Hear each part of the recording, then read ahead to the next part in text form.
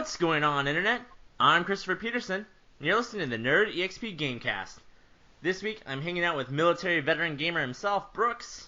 Hello. Thank you for your service. Thank you. I'm hanging out with Oreo Faye. Hey. Hey, and you're making his debut is Trey Higgins of Twin Stick Radio. Hey, what's up, everyone? Hey, thanks for coming on, Trey.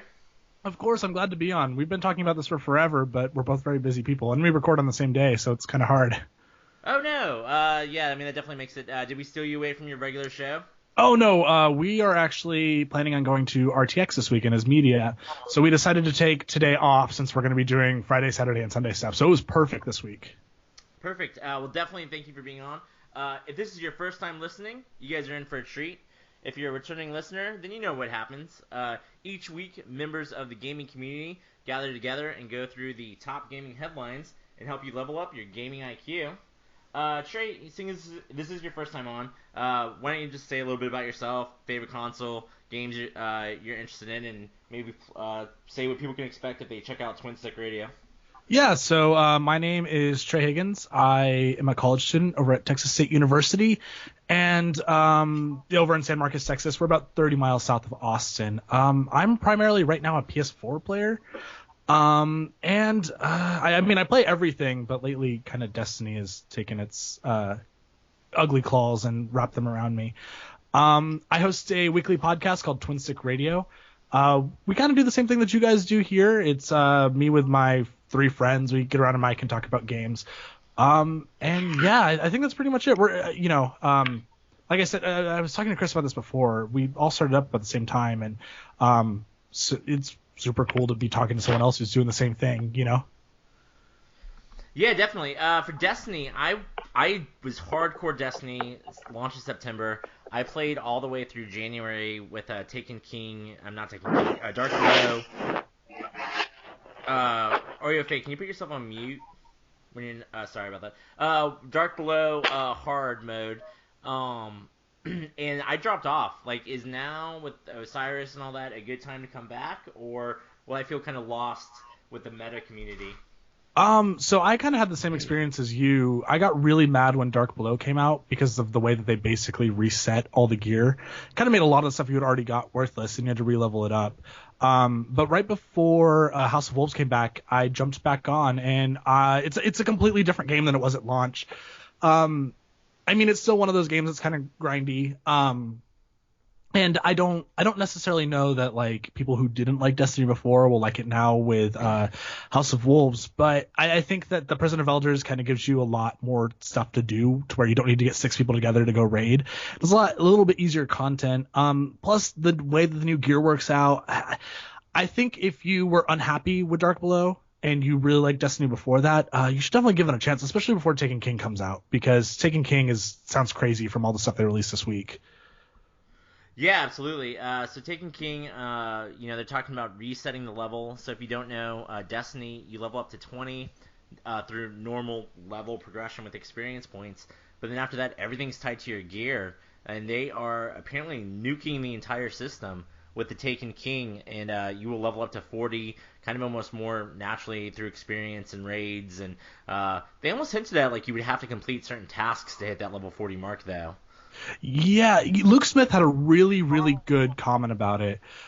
He said, I think it was over Twitter or something, he said something like, we were really disappointed with how things worked out because your worth as a Guardian was kind of tied to what gear you had, which is true, because if you looked at like Dark Below in-game content, everyone was running around with a full set of Crota raid gear because that's what you needed to hit max level. It's cool that they're kind of taking that system away and actually making it based off of your merit, and so you can wear anything and do anything you want as opposed to like what gear the RNG God actually bestowed upon you. Sure, absolutely. And I think the biggest complaint is that just everybody ends up being the same. Like everybody's wearing the same gear, using Gallahorn and the same weapons, and you just kind of have this repetitive feel to it. Exactly. So, thanks for being on, Trey. For Gamecast, we go to listener questions first, and these questions come from the MyAJane community. MK1982 asks, kind of comment, said that this generation we've seen lots of remasters and sequels announced and published. Are there any games that have been left behind that you'd like to see get the remaster treatment? and I know I'm springing this on you guys. For me, games that I would like to see get the remaster treatments with Final Fantasy VII getting announced. I'm kind of drawing a blank. I mean, pretty much every game that I did enjoy from last generation and previous is being really well respected. If anything, I would almost have to go back to back in the day generations. And I played Chrono Trigger late, but I still think that's a great game, and I would love to see that kind of get a more modern release. Oh, that would be awesome. Yeah. So I know, not a lot of prep time, but Oreo, Faye, Brooks, do you guys have anything that? Okay, go ahead, Brooks. I'll probably go a little bit further back than you did. I would like to see ActRaiser return. Oh wow. First game. It had it was like a sim game, but you also fought like giant bosses. That would be awesome with modern graphics and on a DVD or a Blu-ray. No, that sounds great. Going back, see Joust get remade. That would actually be kind of cool. I mean, if they could do a Defender clone on PS4 and Xbox One, they should be able to do Joust. Yeah, absolutely. Oreo Faye, do you have anything in the hopper? Not really. Most of the stuff that I've wanted to be remastered has already been. But Persona 3 would be a good one because the gameplay system it's inferior to 4. You don't have control of your party. That's a game that you could put on Vita potentially, since they did it with 4 already. Sure, absolutely. The first Persona game I played was Golden, and I loved it. So I'm definitely waiting for 5. I don't have the heart to go back and download them off the PSN. I guess I am a little bit of a graphic snob at this point. Trey, you have anything? 2 things come to mind, and they're both BioWare gems. I'd really like to see like a full Final Fantasy VII remaster style Knights of the Old Republic update. And also Mass Effect 2. I think the first Mass Effect. I think a lot of people like kind of skip over that one because of how archaic the game kind of feels compared to like Mass Effect 2 and 3 and the recent Dragon Age games. I would really like to see them like give that a proper treatment. Make the game a little bit more playable with better autosaves for those people who don't really want to play like a classic BioWare RPG kind of game. That's a really good answer. I love Knights of the Old Republic. I should have thought of that. Thank you. That's why you're here. Yeah, to bring the Knights of the Old Republic and Destiny knowledge. So thank you, MK1982, for that question. One more question from Clay1. If you've been playing Splatoon, which I haven't, or following the time release of the game features, compare this multi-month rollout of free DLC to other games. I think it's great fan service. I think that Splatoon has wisely spent features coming out kind of month to month, kind of creeping in. I do wonder. I don't want to be like play conspiracy theory, but I wonder if some of these could have been available at release, and they chose to kind of keep the content coming, so that way people felt like, man, this is new and exciting, as opposed to kind of seeing everything all at once. That's a good theory, actually. Yeah, it was a pretty incomplete game at launch. So, but I mean, I know people love it. I see on Twitter and on message boards when people do talk about it, like people get excited. So it is an event that they've been able to build around Splatoon. Is anybody here playing Splatoon? That's a negative. Nope. No, nope. It's totally up my alley, but I've sworn off my Wii U. It's just there's just not enough to play on it, and I'd rather play on other consoles. Sure, that makes perfect sense. I think that time is the most valuable resource, and I do like a lot of the Wii U offerings. I don't currently own one, just because there's so much to play on the PlayStation 4 or the Xbox One if you're there, that it's hard for me as like an adult with the job and responsibilities and doing podcasts and stuff to find enough time to play all those games and then justify getting another console on top of that. Well, and the thing about the Wii U as well is just the way that the main controller that you have is that gamepad, and I look at that gamepad and it's not very heavy, it's not super clunky, but it's just a really uncomfortable way to play games. And I can go out and spend $50 on another controller, like the Pro controller, But at the same time, like, that's $50 that I could be spending on a game or something else. I shouldn't have to have like a big clunky controller as my main input source, you know? Yeah, that's a great point. I think that's kind of what's steered a lot of people away from it. And I know Splatoon has a lot of fan following, but I do think that this DLC is kind of making this game whole, less so than, let's say, like Witcher Wild Hunt's free DLC, where it's, you know, already such a huge, expansive game, and they're adding more content and cosmetic features. So thank you, Clay1, for that. If you guys out there are listening and have questions, email us at chris@nerdyxp. That's right, email us at me. Or just leave a comment and we'll pick it up. Moving on to the gaming news. No particular order, really. Nolan North is taking over the role of Ghost in Destiny. This is your little floating companion previously voiced by Peter Dinklage. I don't think that we'll ever know like exactly the whole backstory. Dinklebot is kind of a divisive character. Not a lot of people like him. Some people think Peter did a bad job with the acting. Others think that he was doing what the director told him. Peter Dinklage is a great actor on Game of Thrones, and I guess that's the only thing I've really seen him on. So I can't imagine that he gave a bad performance willingly. I'm sure that was kind of how he was coached. My biggest thing with all this is Nolan North's replacing the Peter Dinklage voices throughout the entire game, which I guess is cool, but it seems like an odd choice that they're just wiping it out. If you already did the voice work, just leave it in there maybe as an option or a toggle for people who do prefer the original track. What do you guys think of this announcement, just kind of in general? Go ahead, man. You want to go, Trey? Oh yeah, sure. I'll jump on it real fast. So I think it's interesting because there were some rumors floating around through the Destiny subreddit that he was going to be replaced, and I think it was smart to replace him fully because he kind of like makes a little bit of inconsistency throughout like this Guardian narrative that you're trying to play. I mean, your character is fully voiced. He or she appears in cutscenes, and it kind of like makes it a little bit inconsistent. But someone on the Destiny subreddit today had a really interesting,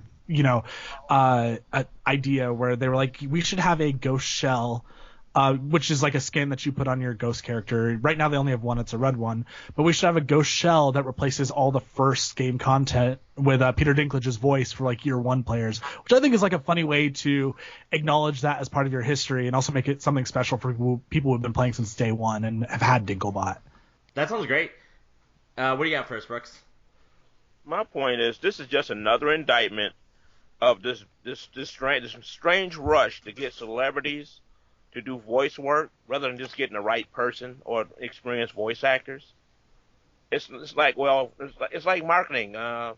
We put this famous person on that will get more people to buy the game. Instead of just saying, let's get somebody that people are already familiar with. Nolan North is a really experienced voice actor.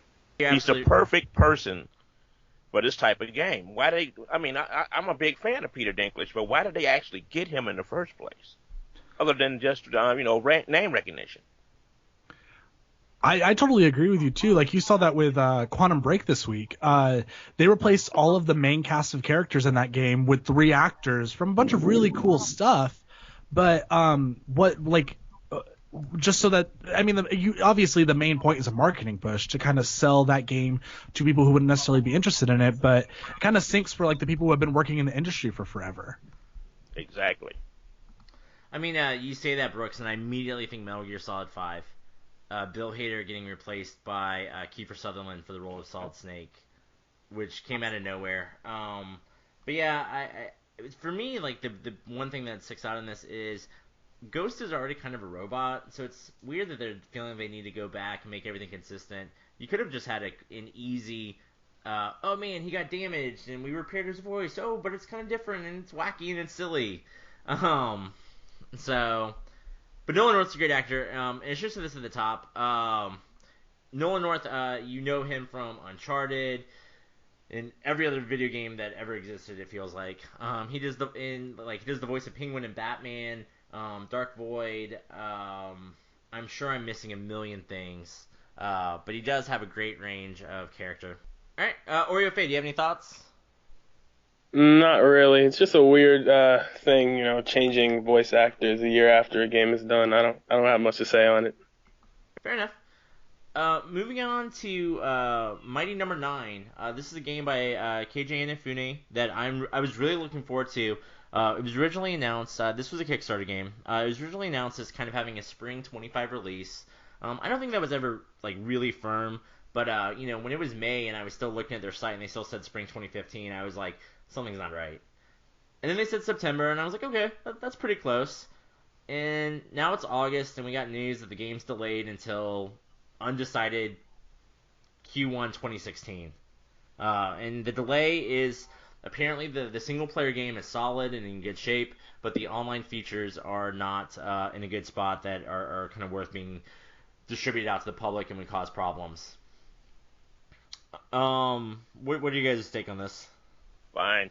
I don't have a problem with that. I mean, it's disappointing that we won't get the game that we expected when we expected it. But I like the idea that they saw a problem and they decided, you know what, let's fix this now and not wait till the last second. So I'm willing to wait for it.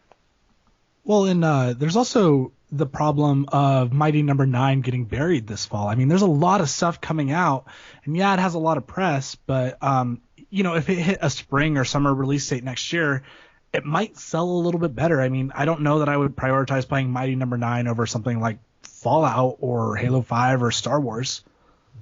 Great point. Yeah, god damn it. I hate that point. Because it's so brilliant, I wish I thought of it.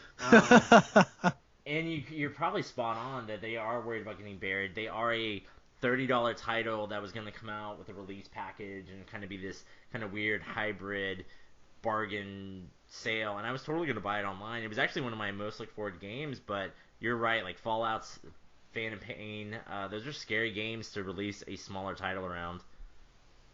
Which is also why I'm really excited that Everybody's Gone to the Rapture is hitting right before that big rush. Like, August 11th is the perfect time because there's really not a lot to play right now. Sure, yeah, I mean, I'm not really playing anything. Play the free PS Plus games, and that's pretty much about it. So, great point. Thank you for the good insight, Trey. I was originally kind of disappointed on this, just because I have been waiting for this game. I did feel like I hate last minute delays, because I feel like they had to have known beforehand, and they were probably just hoping that they were going to slam it in, but then maybe they decided otherwise. Or like you said, this is really more of a marketing than a design decision. Kind of sticking with Inafune, Red Ash was another game that he was going to kickstart.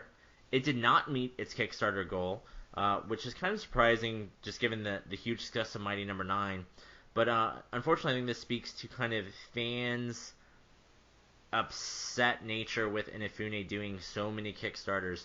And right now, I think he has about 3 games: Mighty Number 9, Red Ash, Recore, which was just a CG trailer but looked great, and then also Mighty Number 9 and a Red Ash animated series. So I think people are just getting kind of frustrated with how many balls he has in the air. But all that to say, Kickstarter failed. Game's still getting made. They already had funding, even when the Kickstarter was going on. Oh, man. So at E3 this year, we had another one of these deals where a Kickstarter game was announced, and even before it got funded, everyone was on. It was already funded by Sony. Like, it was already going to be made.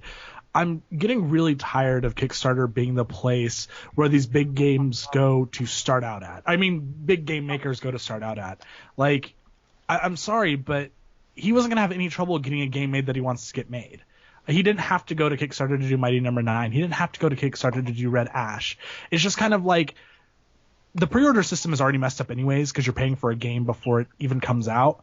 The Kickstarter is you're paying for a game before it's even made. Like, I don't understand this philosophy where these big, these big game makers ask regular people for money when they're just as capable of going to a publisher and working out a deal there. Well, they'll completely pay for the game without anyone having to, like, waste money on a product that's not made. Yeah, I agree with you. Your analysis is spot on. And Kickstarter has really lost its way with the Tim Schafers and even like Zach Braff was like doing a movie, and Shaq Fu, and you have all these people who have the funds and resources. in Shenmue 3, like, I mean, that game was going to get made. Kind of regardless of the fact they just wanted to test the waters and see what happened. And I don't think that this is going to go anywhere. I think Kickstarter is very quickly becoming a no middle tier. You're either going to see your small $10,000 projects that get a lot of support, and then you're going to see your megaton blockbuster ukuleles, and there's just going to be no room as more and more games get delayed and we see more people get jaded with the whole process. All right, moving on, for PlayStation Plus, Sony is going to allow people to vote on the next round of games. A couple little caveats. So each month, 6 games come out. It sounds like you're going to vote on one game, so the other 5 will be chosen for you. It looks like 3 games will go head-to-head. In the examples they gave, they were all 3 kind of smaller indie titles. And then the 2 losing games will still be discounted on sale for PS Plus. I guess at the end of the day, I barely care. Because, I mean, I'll just play what I'm going to play, and I never had to say in the matter to begin with, and I probably won't vote. I'll probably just let the community decide and see what random game, and hopefully that they're right. I do think it's weird, though, because, I mean, you're gonna have some maybe close head-to-heads. You're gonna have developers hoping that they get it, or maybe they end up hoping that they are actually the discount sale game. I don't know what would actually be better for them. So there's gonna be kind of this weird customer service situation where people are gonna be really excited for one game and sometimes be disappointed that their game didn't win. It's it's an odd situation. I don't know. I mean, part of, like, I like the surprise of, like, seeing the new deals and the free games every month. So I probably won't pay that much attention because I'd rather be pleasantly surprised than hope that something wins and not get it. But I mean, it's hard too, because what games are they going to have you voting against? If there's 3 indie titles up there that no one's ever heard about, because a lot of the games that have come out on PlayStation Plus this year have been brand new games that are just being released on PSN. If it's 3 games like that, I don't know that I would want to vote anyways, because I don't want to vote on the wrong game. I'll be curious to see, like, the first round of what it is, so I can get a better idea of how I feel about it. Because at this point, I just kind of have, like, a mix, like, oh, this could be good or this could be kind of bad, and kind of ruin what PlayStation Plus has done with indie. Oreo, Faye, or Brooks, are you guys using PlayStation Plus? No, well, no, I'm not. But from my point of view, it looks like they're doing the same thing they've always done. Only now they're kind of giving you the illusion of choice. They're basically choosing a bunch of games they want to put on there. Then they're letting you choose which one in particular you get to get free and the other ones get discounted. It's like, it's almost not worth it, to tell you the truth. Yeah, no, I mean, that definitely makes sense. Moving on to the Xbox side, not exactly the same inquiry, but so Xbox made a lot of splash with backwards compatibility, and they're kind of pushing that forward. So all their sister program to PlayStation Plus is Games with Gold. All the games with Gold that release month to month that are the 360 game will be backwards compatible with Xbox One, with the implication of basically all the games that you get with Games with Gold you'll be able to play on your Xbox One. This is huge. This is great. PlayStation Plus gives you 6 games. I still have a PlayStation 3, but I never plug it in. So when I look at the breakdown, it's supposed to be 2 games for each system of PS4, PS3, PS Vita, but there's always cross-buy. So when I look at it and go, great, I get 4 PS4 games this month. That's fantastic. So I think this is a huge win, if not necessarily like in downloads and actual playing, but at least in buzz and marketing and good PR from the Microsoft side. Jump ball. Okay, I was like, I keep talking first. I didn't want to interrupt anyone. I think you hit it on the nose, though. I mean, PS4 kind of had a little bit of a edge on Xbox, because some months you get 2 or 3 extra games for your PlayStation Plus subscription, but now it's like you're guaranteed 4 to 6 games for your Xbox One every month. Like that's a huge thing to have over Sony. Yeah, absolutely. I don't have games with gold. And another thing about games with gold is those games that you download are yours forever. PlayStation Plus, I'll have a PlayStation Plus account probably for the rest of my gaming life. But if it ever does lapse, those games do become behind a paid lock wall until you're a PS Plus subscriber again. So they're just making a lot of good checkboxes. It's just interesting. Oh, go ahead, man. I'm sorry. This backwards compatibility thing sounds kind of good, actually. Now, they're promising like 100 games at the start. That's pretty good. 100 games to choose from, and then more coming. It sounds really good. I mean, if they deliver. They will. The 100 games, when you look at the entire 360 library, was a little bit smaller, but that message got completely swept away. All the headlines were Xbox One backwards compatible. I actually had one of my coworkers come up to me, and she goes, "Hey, you're into games?" And I'm like, "Yeah." She goes, "Do I need to buy a new Xbox?" And I go, "What do you have?" She goes, I have an Xbox One for my son, but he says I have to buy a new one because now they can do backwards." And I was like, "You're fine. Don't worry about it." So they did kind of lose a little bit for their casual, and that's a small use case. But it did feel like the messaging got kind of lost on some people. It's interesting how pro-consumer Microsoft has been lately. I feel like at the beginning of the generation, back when the console was being announced, Sony definitely seemed more invested in the consumer on their end.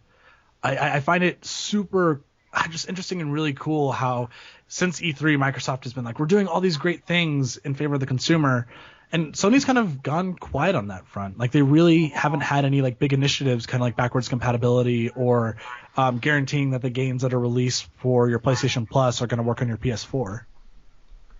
They don't have an incentive, to be honest. They're pretty much lacking Microsoft by virtue of how many consoles sold compared to the Xbox One. So Microsoft has an incentive to do a lot more things to entice more people to buy them. And I'm really liking what I'm seeing here as far as from Xbox. I'm not sure if I'm going to get one anytime soon, but I'm really liking what I'm seeing. You're definitely right. They even said back earlier this year, someone asked them in an interview, like, are you guys going to lower the price on the PS4? I can't remember who they were talking to, but the guy was like, why would we? We're selling gangbusters. Why would we adjust the price when people are showing that they want to buy it at this amount? Mm-hmm. It's interesting, and that's a great point. But whoever's the underdog always seems to be the more consumer friendly and like humble, and they recognize that they're in a position of number two and they want to be number one. And whoever's number one always seems to come up with so much swagger and arrogance, and I think that's why we see them get knocked down. Like PS2, Sony was dominating. PlayStation 3, they were way too full of themselves. And Xbox 360 made them eat their lunch. And then we saw the... Go ahead. Sorry. That's the thing about being number one, though. You don't have anybody to look up to if you're at the top. The only person you have to look up to is yourself. So it's kind of hard to see what the other guy at the bottom is doing until he's coming up your ass with it. Being ahead can make you complacent. Exactly. Yep. Oh yeah, we definitely need competition. I would love to have a unified console sometimes, so that way I could play whatever I wanted on one piece of hardware. But I do think that it would become stagnant, and it would be a less interesting industry. Well, and Xbox One kind of looks to be going that way with its interconnectivity with PC. There is a future where your Xbox One is basically just a mini PC. They're talking about streaming from PC. They already are making streaming from Xbox One possible. They've already talked about crossplay with like Fable Legends, I think it's called. If you're looking for a unified console, something that's giving you access to like a pretty big part of the gaming sphere, Xbox One might be the way to go. The way you describe it, Xbox One sounds like the first Steam machine. That's the way that Microsoft is like planning it out, which is so smart because you have a reason to own an Xbox One over a Steam machine. A Steam machine is basically just a expensive mid-grade PC, right? With Xbox One, there are already games you want to play on there. It is already a powerful system, and it works really well as an entertainment center device. In Windows 10, from what everyone's been saying, isn't an awful operating system. People seem to really like it. So why would you go with Steam's OS when you got a really trustworthy, seemingly trustworthy operating system and a box that you already have a reason to, spend $300 or $400 on, Brooks, did you finally get Windows 10 to install? It's a negative. Oh, okay. Moving on, I thought that would be a good segue. That completely failed.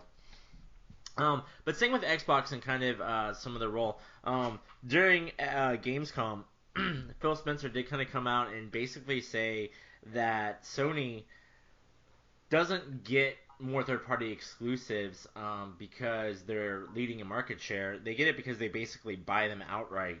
When he was doing an interview with GameSpot, the interview was kind of hinting at that maybe that because PlayStation's number one, they get more incentives to work with some of the other parties, such as Capcom and Street Fighter V.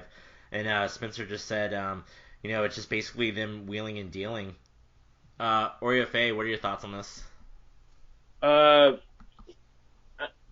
You have to believe market share plays some part, but in the end, money is what matters to these third-party companies, and whoever's coming with the money they're the ones who are going to get the deals.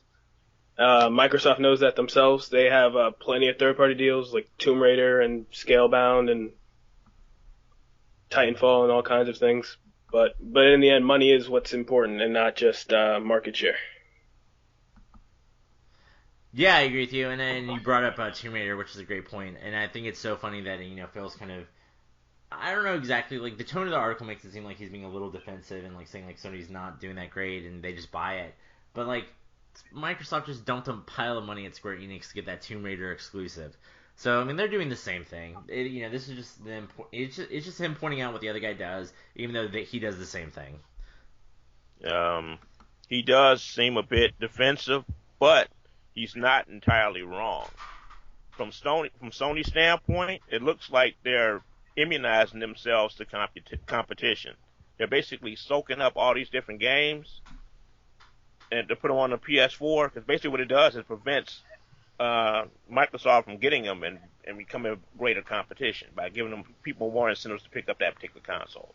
They're basically trying to, they're cutting them off at the knees before they even start, basically. I wonder how much it matters to the average consumer, though, because these, like, I think of the Watch Dogs PS4 exclusive content. I never played it, and the people that did play it said it was kind of disappointing stuff.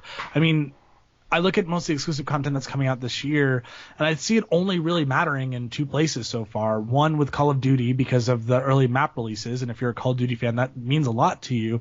And on two with Xbox One side of having mod support in Fallout 4. Like those are really the only two where I'm like, this is gonna make me change where I'm buying a game to some degree. I really don't know that the Battlefield exclusivity or even the Destiny exclusivity really matters to people all that much.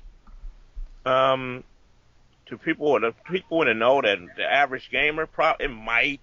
To the average consumer, it probably won't, unless they're looking strictly from the standpoint of how many more games each console has, and they're choosing between the two, and they're only looking at it from that perspective. Otherwise, Xbox would probably be the better deal. If you're somebody who don't know anything about games and wants some functionality, Xbox would probably be the way to go, believe it or not.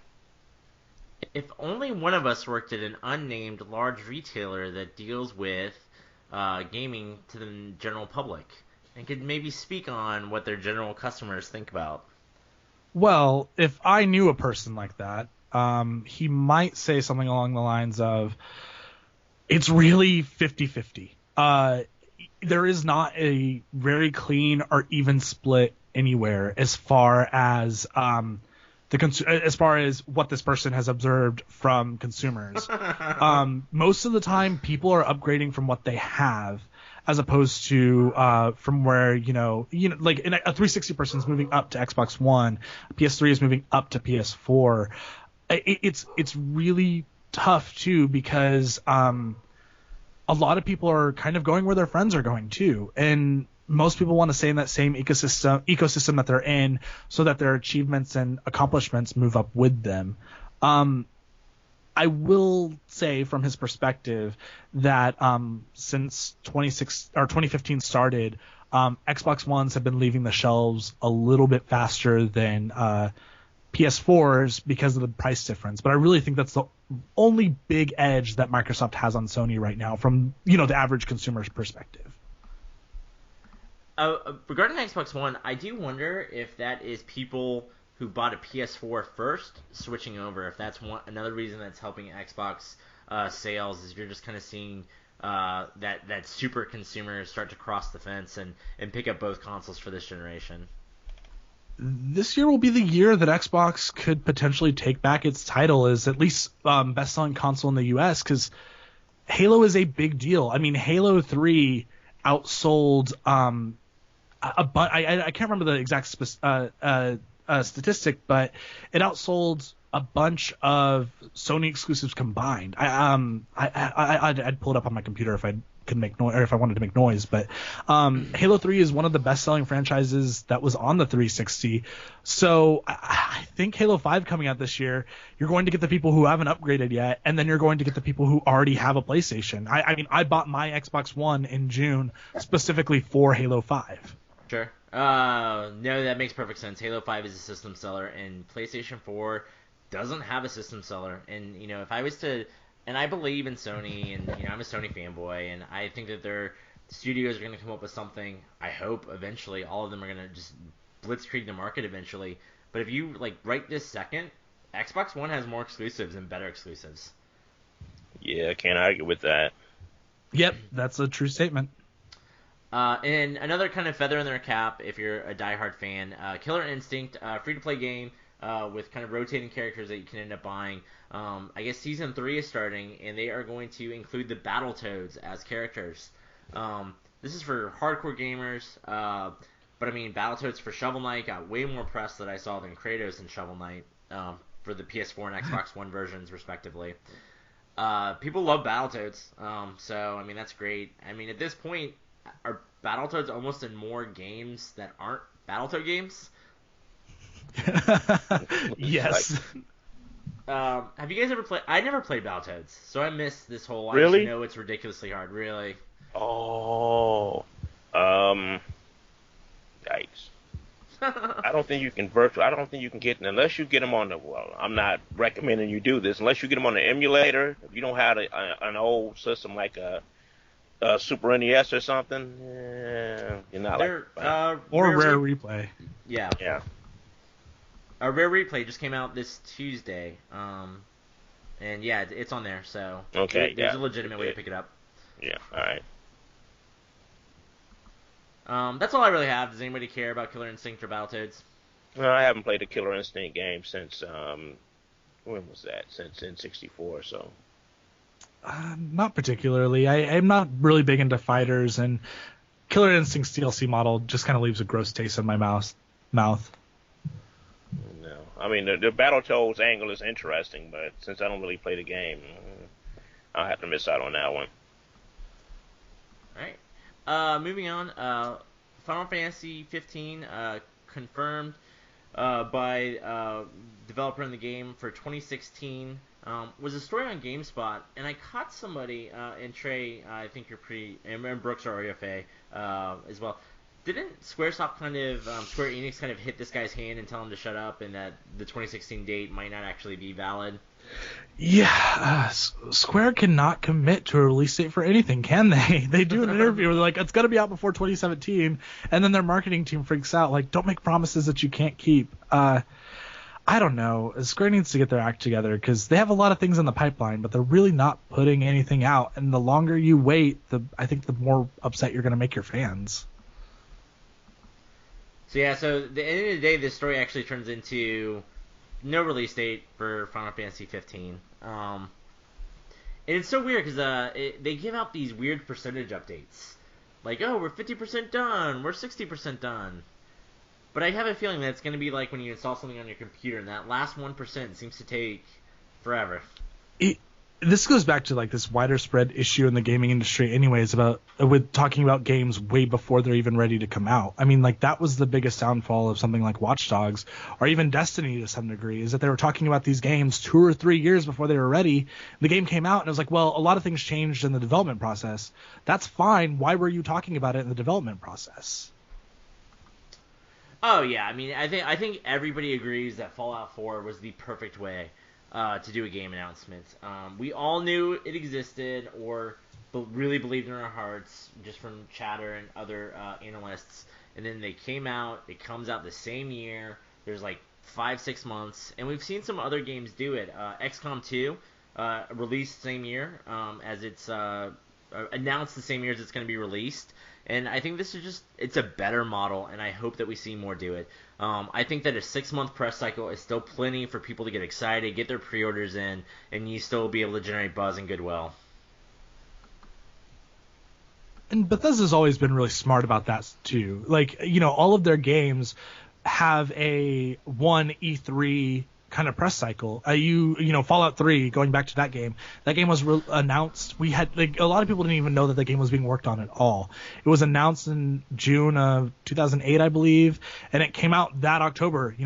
Todd Howard or whoever it was at Bethesda came on stage and said, this game is coming out in October, and it hit that release date. Even Skyrim, they showed it at they showed a teaser trailer back in December before it came out. They announced the release date. It had one E3, and then it was out that November, exactly the way they said. Yeah, no, I mean, they definitely do a great job, and that's why when they say that they don't know if they'll do another press conference, I believe them. They might not have enough to justify an hour next year of E3 or the year after that. So I think that they're going to be strategic in how they plan it and not just kind of make this continuous date just because. And whereas with Square Enix, we're probably going to see Final Fantasy 15 and Kingdom Hearts 3 at E3 again next year. Oh my gosh, I know. And Final Fantasy 7 Remake, I was legitimately surprised, which I feel like I criticized E3 for not being able to surprise us anymore. When that game got announced, I say that, but I did hear a rumor that it was getting announced that morning, which kind of stole some of the thunder. But I was shocked still that it came out. But that game is a 2019 game. I mean, they're talking about they don't even know what they're doing with the battle system, and they basically have to build that game from the ground up, and it's so far out. Square Enix is just so far from where I personally want the games industry to be. In terms of announcements, not necessarily quality.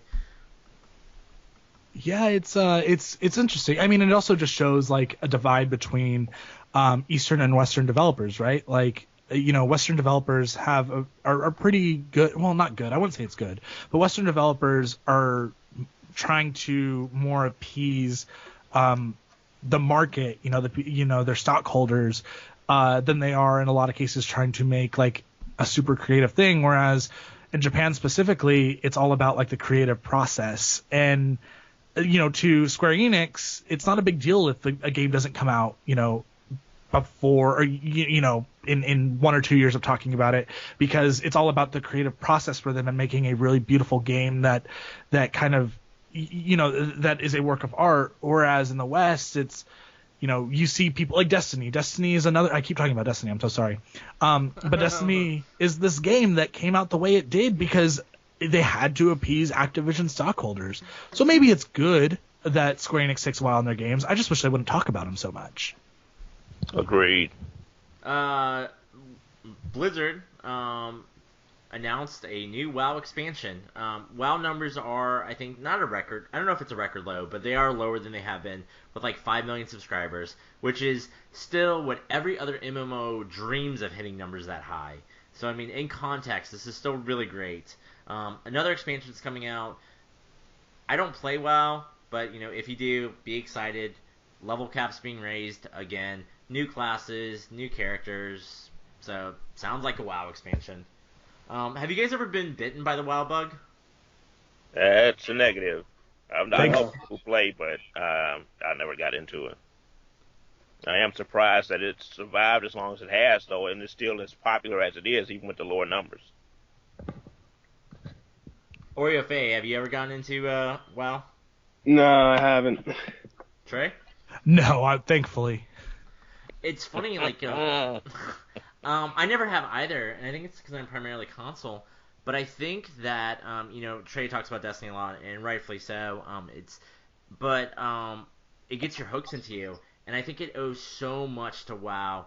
And it's because Destiny, I think, is the first good. I know it's not literally the first, but it's the first like good MMORPG on consoles.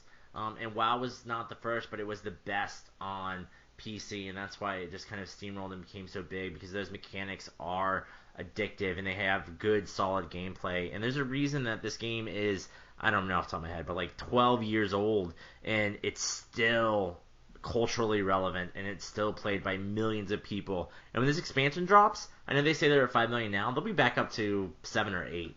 Like, we'll see a huge uptake. And it's probably good for WoW too, because you see those numbers shrinking, and part of that is because it's getting past the point where it's okay to wait every 2 or 3 years for a new expansion to come out, If they start hitting a yearly expansion, thing where WoW players have something to look forward to every fall, I think it's just going to keep their community happy and at least keep them around, right? I mean, if you're really into WoW and you're waiting for the new expansion and you only have to wait 5 or 6 months for it you only have to wait a year after the next one comes out. I mean, gives you some time to finish that content and at least come on every other week or every week or so to keep playing that game before the next one comes out. Yeah, absolutely. Last couple of pieces of news, kind of random. Sony announced that Uncharted, this was already an announced movie dating back to 2009, but they are on target, according to them, for a June 2017 release. There is, as far as I know, no writer, no director, and no actor, but by golly, they're going to hit that June 2017 release date. Sounds like a train wreck. Go ahead, Trey. I don't know why they need to make an Uncharted movie. The Uncharted games are basically kind of movies in and of themselves. There is no way. I love the Uncharted games. Nolan North's a great voice actor, bringing full circle. Those are great, fun games. But that movie is going to be Indiana Jones, and it is going to be torn apart by the regular public or critics for being an Indiana Jones knockoff. And I just don't understand why they feel that they have to do this. It's funny you should mention Indiana Jones because the person who was who people are asking about being Indiana Jones was actually asked if he wanted to star in this movie. It's Nathan Drake, Chris Pratt, and he said no. He turned it down. He said don't want no part of this. He's not going to mess with his whole Disney cachet right now. I mean, I wouldn't. He'd be stupid. Yeah, if he stays, I'm not going to play a character. He's not going to go play like a character that's super similar to a character that Disney already owns, because the first person that they're going to ask to fill these roles anyways are Chris Pratt. Yeah, I mean, Chris Pratt, coming off Jurassic World, which is now the third highest grossing movie of all time, and then Guardians of the Galaxy, he is America's sweetheart right now, and I feel like he has his choice of roles. So it'll be interesting to see where he lands next. And he probably recognizes this is a train wreck, that this is a movie. I hope it's good. I hope that all art created is good, and I don't wish this movie to be bad. But it's very much a studio-mandated movie. It's a cross-media, hey, we have this great franchise that people say is a cinematic experience. Let's turn it into a cinematic experience. Any thoughts on this, OreoFA? Not really. I don't know how they expect to get it out by then, but I don't know. Last bit of news, Mario 64 was being streamed on Twitch, and I think just kind of, I apologize, I don't know the names, but a guy was playing and did a glitch that teleported him upwards, and then a speedrunner saw this and freaked out and is putting a $1,000 reward if somebody can successfully recreate this glitch and kind of show it how it's done. Apparently this shaves off valuable seconds for speedrunners, and definitely caught their eye.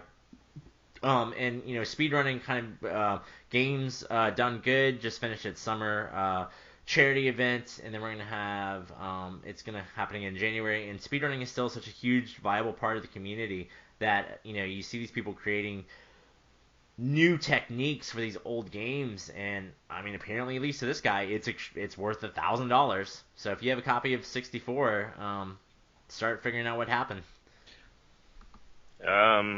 Apparently, it's the glitch was found on a Japanese version of Super Mario 64. So I don't know if it'll work on the American version.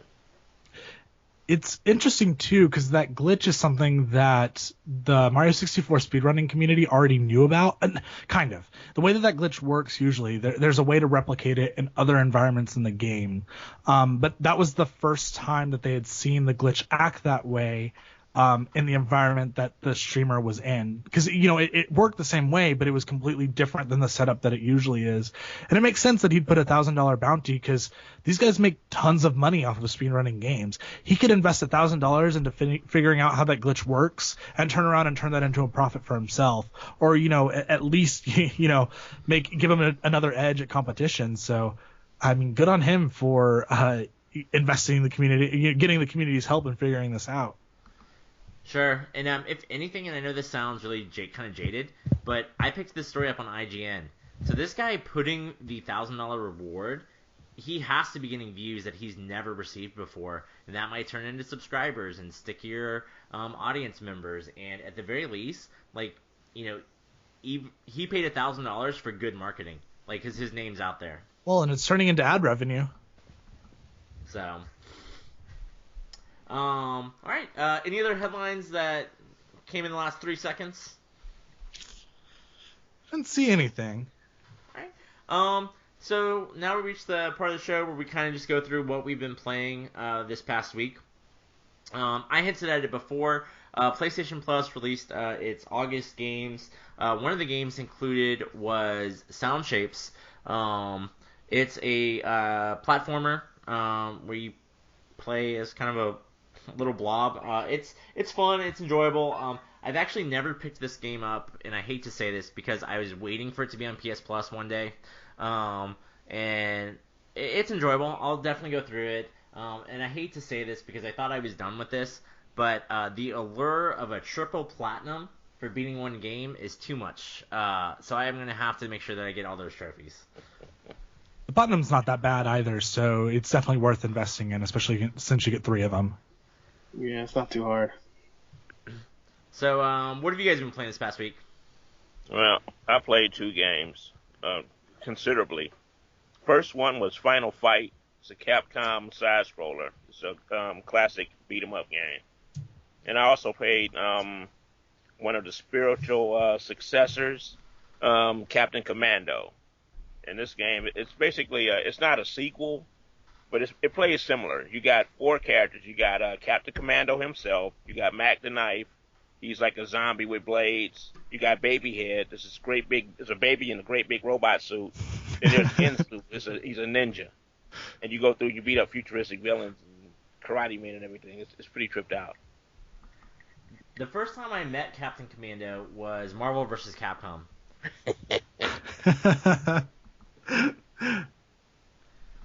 So I mean, that it did make me interested in seeing his other games. So good on Capcom for kind of their own cross promotion there. Which of those 2 games do you prefer? To be honest, Final Fight plays better, but Captain Commando is a lot more entertaining. It's harder, but it's a lot more entertaining because of the variety of enemies you fight and the things you go through. No, it definitely sounds fair. What have you been playing, Oreo Faye? Well, I'm trying to 100% Batman, so I'm still working on that. Oof. I've been playing more Rocket League, and I'm replaying Persona 4 in preparation for Persona 5. So on Batman, how far into it are you? Well, I've beaten the game. I'm at about, I think, 68% total completion right now, so still working on it. I'll be curious to see if you are going for the 100% once you start diving into those Riddler trophies. I know, those Ugh. Because I hit, I can't remember exactly, I had like 95 point something, and I was like, how many Riddler trophies do I have? I had 50, and I started collecting, and I got up to like 60, and I was like, I'm done. Like, I don't want to sit here with a guide or have to find guys and just kind of do these one at a time, and it just felt so slow. Like, I felt like I would have spent as much time collecting Riddler trophies as I did everything else in the game. You also said Rocket League. How do you like Rocket League? I kind of poo-pooed it last time we recorded. Are you more on the positive side of it? It's fun. It was free. I mean, it's a fun game to play every now and then. I haven't really been playing a lot of it though. Fair enough. What about you, Trey? You have a PS4. Have you jumped into Rocket League? I have not. I was playing. I was playing Destiny last week, and then over the weekend, I got my hands on a free Xbox 360. And shout out to GameStop real quick, which you don't get a lot of these kind of shout outs. But right now, a lot of GameStops have a reprinting of Fallout 3 Game of the Year edition. It's GameStop exclusive, kind of the same thing that you would have bought a couple years ago when it came out, but it's $15 for everything, whereas like the base game still sells for $10 by itself. So if you're looking to get Fallout 3 before the backwards compatibility stuff starts, that's the best way to get Fallout 3 at the moment. I mean, it has everything. So I've been replaying through Fallout 3, and let me tell you, like, that game is still just as special as it was in 2008 and 2015. I mean, like, that's such a great game. Fantastic. Are you gonna roll straight into Fallout 4 from there? Probably not. I hopefully I'll have it done way before then. I mean, Taken King comes out on September 15th, and then you have Halo 5 on the 27th of October. So chances are, like, I want to be done with it by the end of August. I want to go through everything and get all the achievements for it and all that, because there's still a bunch of stuff that I'm missing. And also, like, I want to have a little bit of a break, because I bought New Vegas, the Ultimate Collection for like $20, which is also a really good deal. But I bought that, and it's sitting on my counter, and I'm like, I don't know if I'm going to play you at all. I like with Fallout 3, I'm having a lot of fun, but like the thought of jumping into another Fallout game immediately afterwards is kind of scary and like doesn't sound like a lot of fun right now. Yeah, no, definitely understandable. I think that gameplay variety is important. I definitely prefer third-person action games, but sometimes I want to play a first-person shooter, an RPG, and I think it's good to kind of get that break and, just kind of get different experiences as opposed to kind of hammering the same thing over and over again. Exactly. Unless it's Hearthstone. I play Hearthstone every day. Hearthstone is a unique gem. You can't find another game like it. You're about to, though. Star Wars Galaxy Quest and Elder Scrolls. I mean, we're going to see so many clones in the next couple months. Okay, then maybe not one that is as solid as Hearthstone, because everything about that game is right. Whereas, like, that Star Wars one, I look at it, I'm like, that looks cool because I can, use a Watto card, but, like, let's be real for a second. All right. Well, thank you guys out there for listening. If you liked this episode, please like this episode on YouTube or iTunes or Podbean or wherever you're happening to catch it. If you want to hear more from us, and you probably do, you can catch us at various places. Brooks, where can people find you? If you want to find me, you can hit me up on my IGN at Military Veteran Gamer, or you can hit me up on Skype at Navy MVG. And yes, I do go there occasionally. All right. What about you, OreoFay? You can follow me on my IGN as well at OreoFay Star. All right. And Trey? I am at Darth Trey on Twitter. I'm also Darth Trey on my IGN, which I really should use more often. If you want to listen to my podcast and hear me talk a little bit more, my podcast is Twin Stick Radio, 3 separate words. We're on iTunes and Stitcher. We're also Twin Stick Radio, 1 word on Twitter if you kind of want to see a link to all of our stuff there. Yeah, definitely check out Trey's podcast. If you like this, you'll enjoy that as well. It's the same thing, just better. And we are a lot meaner to each other, too. It's really nice to be with you three. You're so friendly. Well, definitely thank you for having a part of the show. I was going to say having me on. That's completely wrong. Thank you for having me having you on. If you guys want to hear more from me, I'm Chris Peterson. You can check me out on Twitter at NerdyXP. You can check out nerdyxp.com for video game and movie reviews, features, and thoughts. If you liked this podcast, I do another podcast on Tuesdays that focuses on movies and television, the Nerdy XP Cinecast. Next week, I will be traveling, so I will be out, so the Gamecast will be on hiatus. I think the guys are going to try and record a Cinecast without me, so it'll be my first time listening into it. Completely blind at it. So anyway, check that out. Thank you, Brooks. You're welcome. Thank you, OreoFay. You're welcome. And thank you, Trey. Thank you for having me on. It's been great. And thank you guys out there for listening. I hope that you enjoyed this week's episode and that we were able to help you with your gaming IQ. Level up, friends. Oh, man, I hate allergies.